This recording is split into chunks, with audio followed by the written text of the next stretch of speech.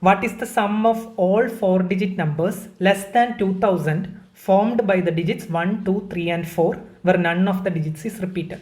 So here the number is less than 2000. That means the number will only start with 1, right? Because all other values are either equal to 2 or greater than 2 here.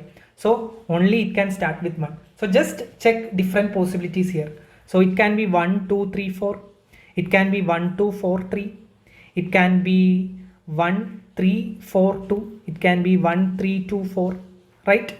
Now it can be 1, 4, 2, 3. It can be 1, 4, 3, 2. These are the different possibilities. Now if I add all these things, what I will get? So there are 2 2s here, 4, 2 3s here, 6 and 2 4s here. So that is 8. 4 plus 6 is 10. 10 plus 8 is 18. So 18 will come. So 8 and 1 carried over here.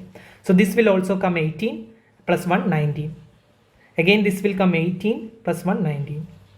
So 1, 1, 2, 3, 4, 5, 6, 7. So answer is 7, 9, 9, 8. So option A is the right answer.